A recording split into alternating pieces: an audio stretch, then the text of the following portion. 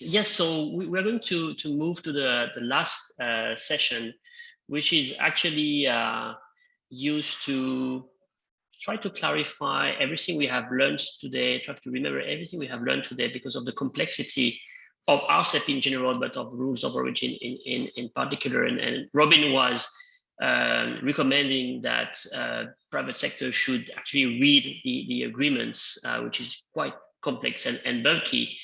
And I think we are fortunate to have one of the few Cambodian senior advisor and private sector persona to have read the RCEP agreement in Dr. Saksipana. So we're very lucky that at least we have one we can rely on for all these dialogues on RCEP.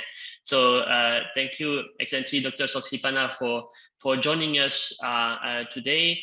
Before I give you the floor and ask a few questions, I'd like to remind all of you attending here today that Dr. Sipana, since 2009, is a practicing attorney and the founding partner at Sipana and Associate, a law firm in Phnom Penh that Clint mentioned earlier on.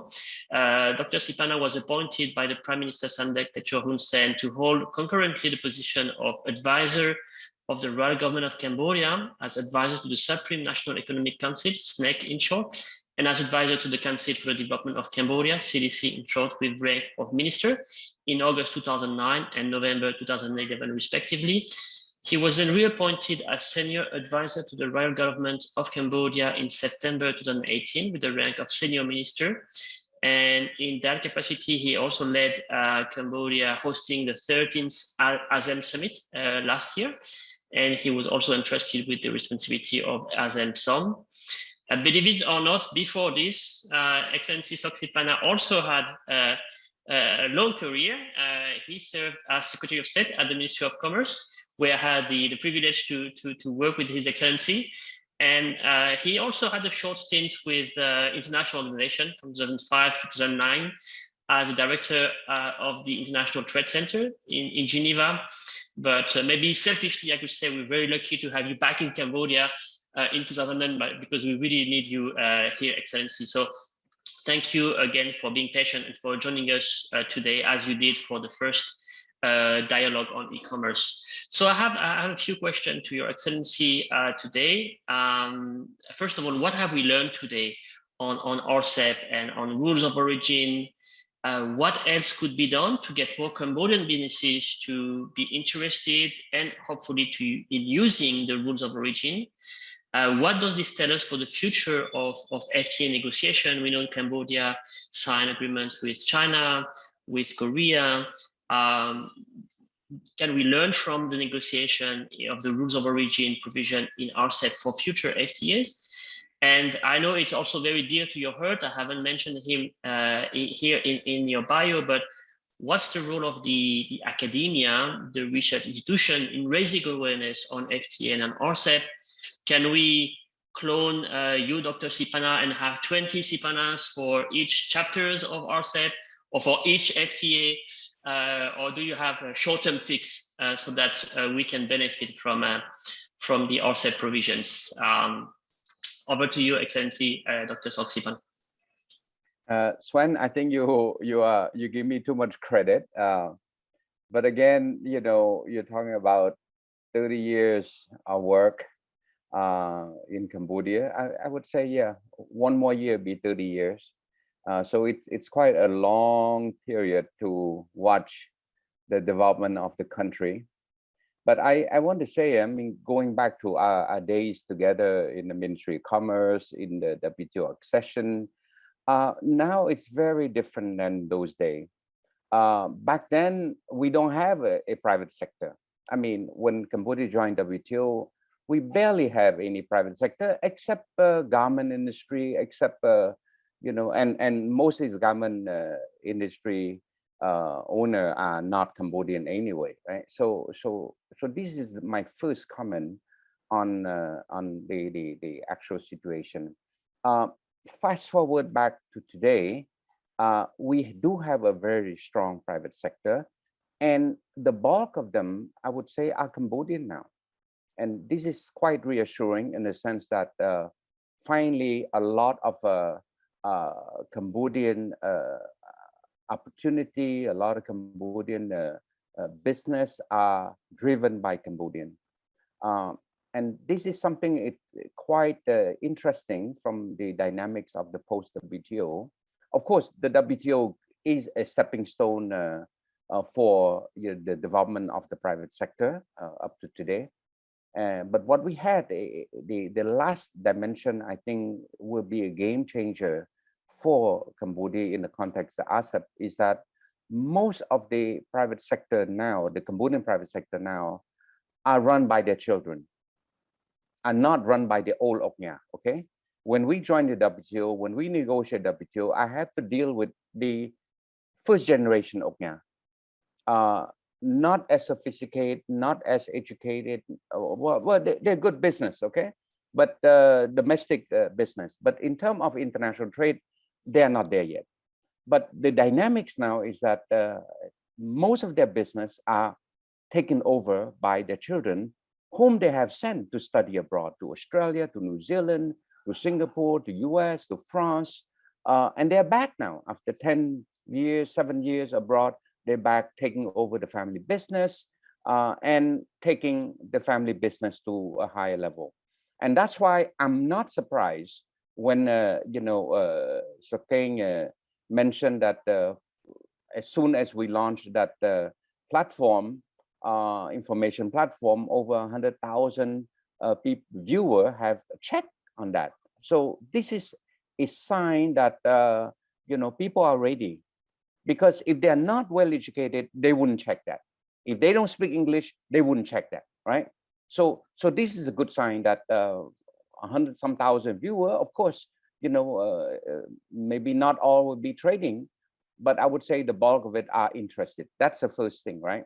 Not all of it will be interested in exporting, because I suspect that many of the people that check are more interested in e-commerce, in the digital aspect of it, which is very much driven by younger generation. So it's okay, But the main thing that they're interested. I think, referring to Robin's comment, you asked the private sector to read them. I wouldn't recommend that, because I tried to read it for 3 months. This RCEP agreement, and it's not an easy document to read. If you're not a lawyer, if you're not a trade practitioner, it is not an easy document to read. You read the first 3 pages, you just forget about it. I'm gonna go have my cappuccino, right? So this is the point that the role of the government, the role of the development partner, the role of ERIA, the role of Ministry of Commerce to step in, to try to demystify. And I like Deborah, example. And it's good to shock people a bit so that they know that it's not an easy thing, a walk in the park. RCEP is not an easy piece of instrument, right? I mean, let's bear in mind that during the negotiation, not many people knows what they negotiate about. I mean, that's the reality of it. It's a lot of secrecy in the negotiation. So unless you are in the room, you will not be privy to a lot of this discussion there, right? And I'm not privy to that, right? So King is. But for me, being I would say now I'm an outsider, try to decipher what they discuss there, it is a challenge. So I would say the role of the government, and particularly the Ministry of Commerce, who are privy to this discussion, they should make a lot of effort to reach out, to explain, to dissolve, to share the information relating to this rule origin. So I think my comment is that, look, I discourage private sector to read the agreement. Okay, I discourage them. Try to work with the chamber, could work with the Ministry of Commerce, and then have a more easy, light reading with a lot of example. That is clear. You need a lot of example. And Deborah slide presentation is to the point. Cambodia don't have 10,000 products to export. Okay, say we pick and Deborah example is a good example. She picked cookie. We have many Cambodian company who make cookie also. So how do we use this example to show, okay, this is how you move from CC to change the classification, that sort of thing, and it will be a major game changer. Bear in mind that Cambodian like to listen to story. Cambodian don't like the theoretical reading, the document, Article 3, Article 5, forget about it. They like story, they like example, they like metaphor, right? So the more you can come up with this thing would be very good, and you'll be surprised the uptake of this presentation will be very, very important. I like Robin, sharing of how the Australian private sector, how the Australian government is doing. So sharing this experience are very important because again, it's something quite concrete. Hey, this is how the Australian does. This is how the Aussies does, right? Okay, what can Cambodia do? So experience sharing is a very good example. And I like his, I don't know whether Clint or Robin, but he mentioned about, okay, I think it's Robin. They need to reach out to access to hide, specialists, advisor, custom broker, freight forwarder to advise company to on the certain product that they're exporting. Again, like I say, not every company export 1,000 products. So if you can access this expertise, your life will be easier. You just make your product, leave the rule origin to the expert, to the freight forwarder, to the custom broker. Let them handle that, and this way, that's the best way to capitalize on the rule origin, on the RCEP, right? So leave it to the expert, leave to handle that. What else? I think the outcome of the discussion today, getting the analysis of your own situation, your own product is very important, because you can present yourself as a RCEP ready company to be part of the supply chain. This is very, very important. So I would also encourage many private sector to do that, to assess your own situation and to say, okay, how can I be part of a supply chain, right? But again, I would say, at the end of the day, it's about, trying to find your own realistic, comfort zone. To say, okay, if I'm working on, say, for example, we've seen that Cambodia recently have a major investor in a rubber. He's, sort of like investing in major rubber manufacturing, right?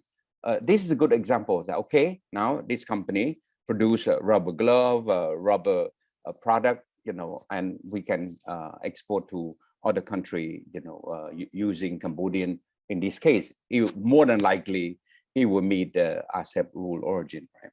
So all in all, I would say it is a big challenge for sure, but Deborah mentioned the difficulty of of using ROO, but again, this difficulty are only applied to exporter, small entrepreneur. That problem can be solved just like that, if those company would just reach out to the specialist, right? And a custom broker or freight forwarder, they can solve that, right? So that's one major problem solved on that one. So on that one, I think it's good.